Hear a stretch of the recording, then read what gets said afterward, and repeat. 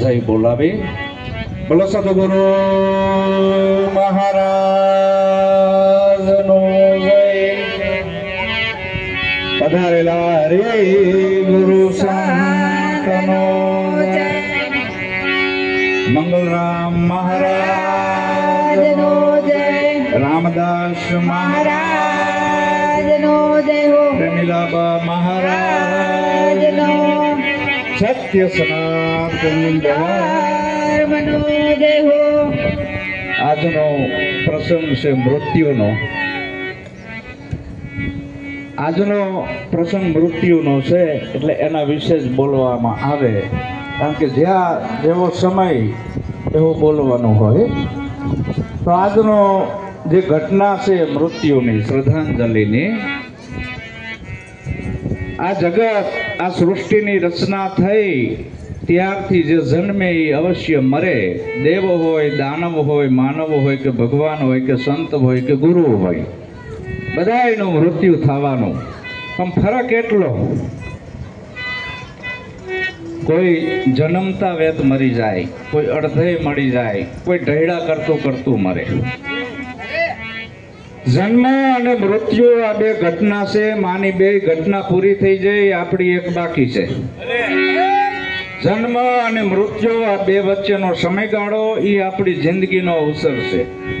એ અવસરમાં આપણે એવા કાર્યો કરીને જવી કે જગ તું આયો જગત મેં, જગ હસે તું રોય, કરની એસી કર ચલો, તું હસે ને જગ રોય. તારા ગયા પછી લોકો તને યાદ કરે, તારા નામ લઈને લોકો પાવન થાય. આવું બનવા માટે આ બધું આયોજન કરવામાં આવે છે. માની બે ઘટના પૂરી થઈ ગઈ, હવે આપણે જાગવાનું આવ્યું. તો આવો પાવન પ્રસંગ મંગલરામ મહારાજ આવ્યા હોય અને એને સાંભળવા માટે જ અમે તો આવ્યા છીએ. એની જે અમૃતવાણી છે એ જો આપણા જીવનમાં ઉતરી જાય તો આપણું જીવન પરિવર્તન થઈ જાય. ભજન આપણામાં બેસી જાય તો ભજનની અંદર આવા બધા પાવન પ્રસંગ રાખીને આપણે આયોજન કરવાનું કારણ શું કે કંઈક બે શબ્દ જો આપણાને અડી જાય તો આપણું મૃત્યુ આવ્યા પહેલા આપણું જીવન સુધરી જાય. જગતમાં આપણા નામના ડંકા વાગે. જનની જણ તો ભગત જણજે, કાં દાતાર કાં તો સુરવીર, નહીં તો રેજે વાંજણી, તારું મત ગુમાઈશ નૂર. એવા પ્રેમીલાબાની કમાણી કંઈક સારી છે એટલે આ આયોજન અહીં કરવામાં આવ્યું. નહીતર આવા આયોજન કોઈ કરતું નથી. આ જે આયોજન કર્યું એક પવિત્ર આત્મા હશે. તો એક ભજન બોલો. ભજન અને સત્સંગ કેવા હોય છે? ભજનની અંદર આપણને શું શીખવાનું છે, શું મેળવવાનું છે? તો એક ભજન બોલો અને સંગીતનો સાથ આપજો. સત્સંગ તો આપણા બાપુનો સાંભળશું. બોલો સદગુરુ મહારાજનો જય. અવગુણ છોડાવે આપણા સત્સંગ કરીએ રે એવા સંતનો. અવગુણ છોડાવે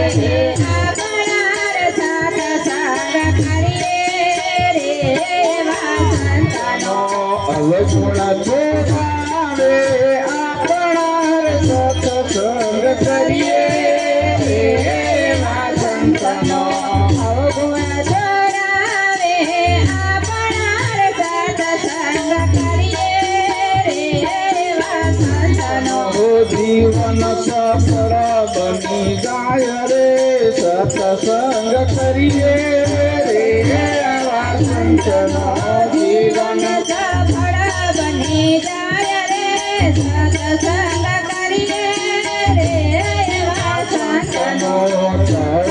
બેઠે ના કાઢે સાખરાર સત્સંગ કરીએ એવા સંતનો.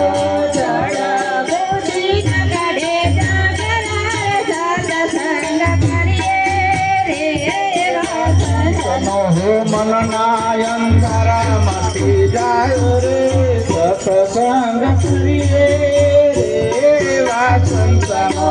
મનના અંધારામાંથી જાય રે સત્સંગ કરીએ એવા સંતનો. અવગુણ છોડાવે આપણા રે સત્સંગ કરીએ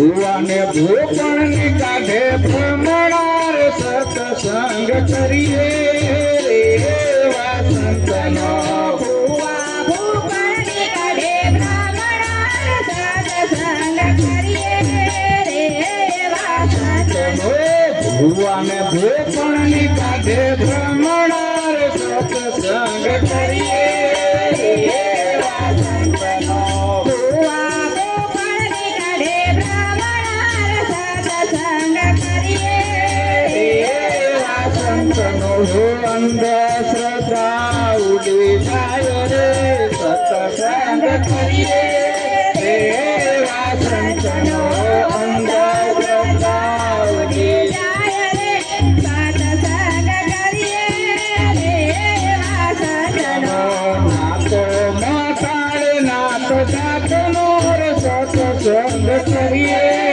રે એવા સંતનો નાતો વટાડે નાત જાતનો સત્સંગ કરીએ રે એવા સંતનો એક જ રૂપ ઓળખાય રે સત્સંગ કરીએ રે એવા સંતનો એક જ રૂપ ઓળખાય રે સત્સંગ કરીએ રે એવા સંતનો જય દેવ કહે છે જીવન મારે સત્સંગ કરીએ રે એવા સંતનો જય દેવ કહે છે દીવાના માર સત્સંગ કરીએ રે એવા સંતનો કરે નવ જીવન નિર્માણ રે સત્સંગ કરીએ રે એવા સંતનો કરે નવ જીવન નિર્માણ રે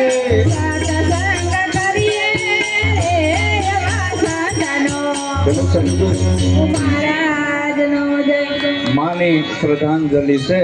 માથી દુનિયામાં જગતમાં બીજું મોટું કોઈ નથી કે મીઠા મધુને મીઠા મેહુલારનો એથી મીઠી છે મોરે માત્ર જનની જોડ સખી નહીં જડે મારી જનની જોડ સખી નહીં જડે. ગમે એટલા ડુંગરા ચડીને આવશો પણ એકય તમને બોલાવશે નહીં, એકય કહેશે નહીં કે બેટા તું થાકી ગયો છું લે પાણી આપું. હાલીને અંબાજી જશો તોય, રજાયું લઈને દોડશો તોય, પણ આ ઉમરાવાળી આય બેટા થાકી ગયો છું લે પાણી પી. દીકરો દારૂડિયો થઈ જાય, જુગારીઓ થઈ જાય, માં એમ ના કે તું મરી જા. આવડી મોટી કૃપા જગતજનની જનેતા આપણી જન્મ દેવાવાળી જનેતાની છે. આજનો દીકરો એ જનેતા ઉમરાવાડીને મૂકીને ડુંગરાવાડીને પૂજે છે ને એટલે આપણા આ ગુજરાતના વૃદ્ધાશ્રમ કરતા ગયા છે. તો આજથી એવો નિયમ લ્યો કે આપણી જન્મ દેવાવાળી જનેતા આપણા માતા પિતા આપણા ભગવાન છે અને એને મૂકીને આપણે ક્યાંય જવું નહીં. પહેલાં માતા પિતાની સેવા કરો પછી બીજું બધું. તો આજથી આવો એક નિયમ લ્યો તો માને શ્રદ્ધાંજલિ સાચી અર્પણ થઈ કહેવાય. બાકી જાનારા તો જતા રહ્યા, હવે પાછા નહીં આવે. પણ હવે આપણે શું કરવું આજથી? તો આપણે મંગલ બાપુને સાંભળવી. બહુ એક લાભો છે, બધા બેસજો મંગલરામ બાપુને સાંભળવાનો. અમે છેક હાથીજણથી આવ્યા છીએ બાપુને સાંભળવા. તો અહીં મારી વાણીને હું વિરામ આપું. બોલો સદગુરુ મહારાજ